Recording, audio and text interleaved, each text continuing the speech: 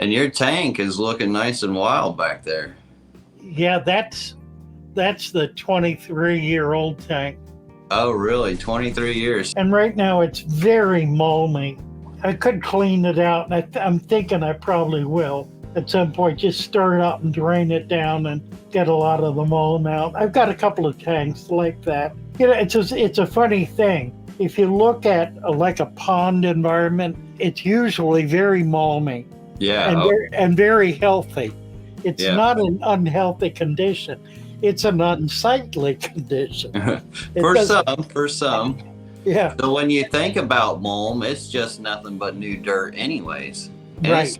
It's the richest dirt you'll find. That's exactly right. Yeah, you feed that to plants and look at the gut biomes of fish. Yeah, That's what's in there. That's it. It is what is enriching the tank.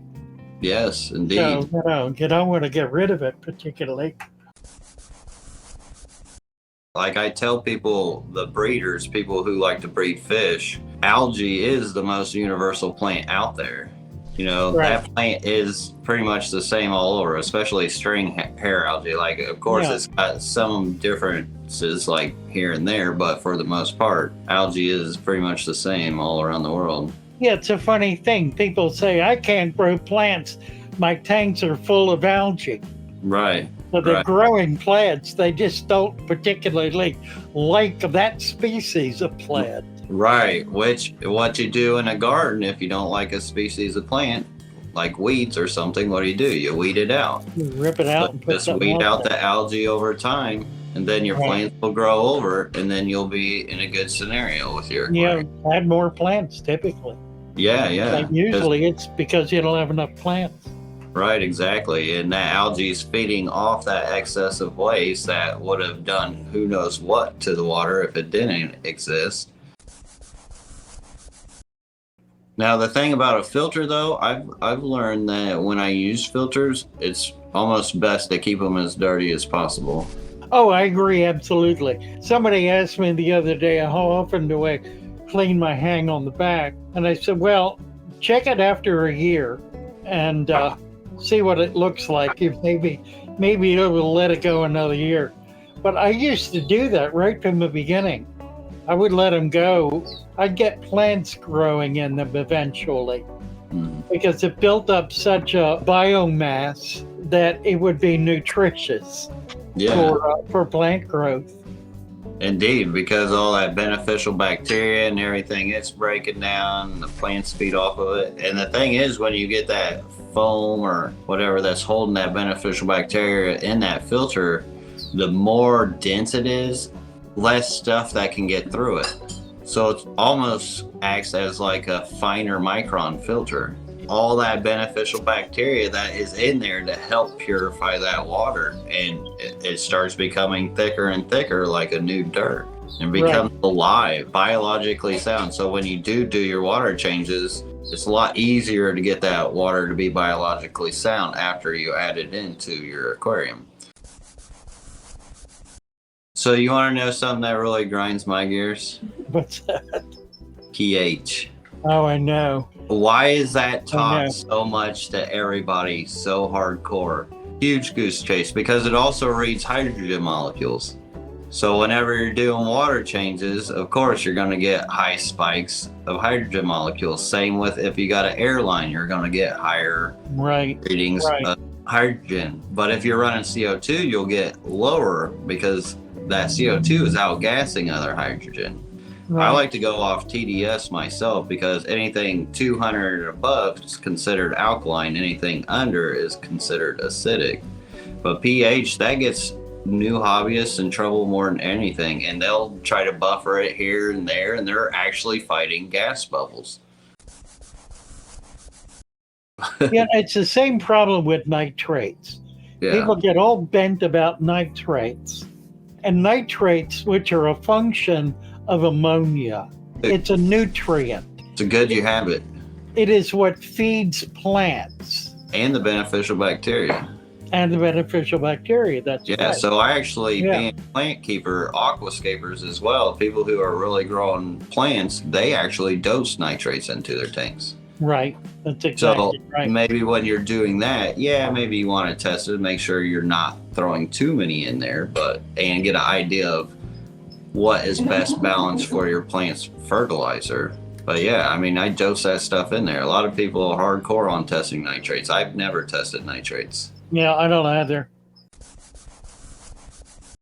Yeah, that's why I like my no filter aquariums that I keep in my fish room, because that paramecium and infusoria and stuff like that can grow natural in my aquariums as long as there's nothing in there to eat them up.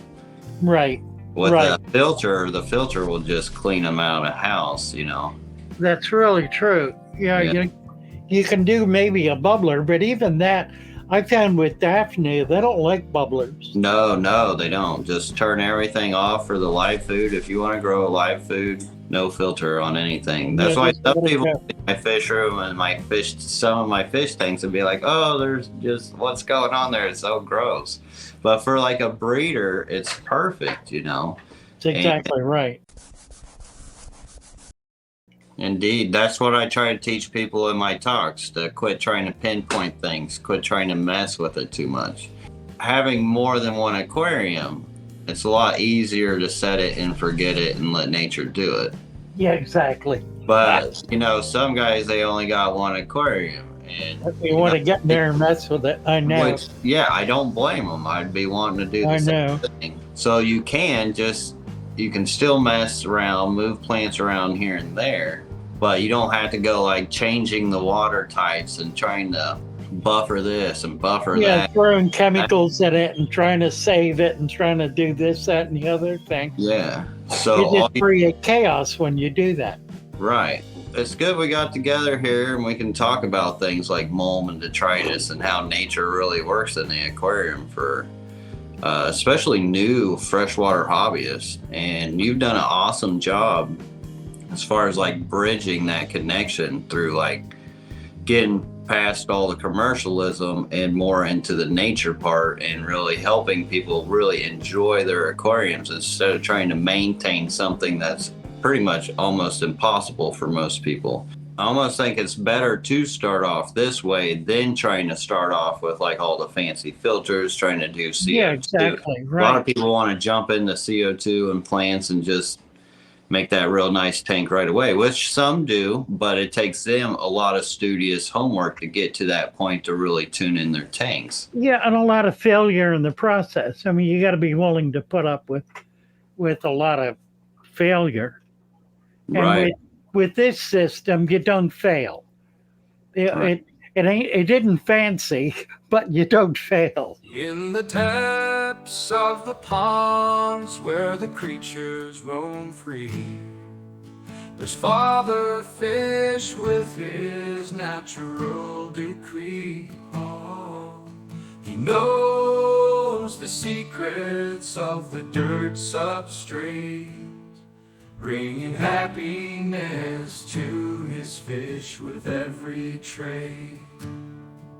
With a gentle hand, he builds their home, using rocks and plants, no need to roam. The water is clear, the colors so vivid. His fish are thriving in their little paradise. Yeah. Oh, Father Fish, with your natural roots, you bring joy to your tanks, you follow nature's truth. With a humble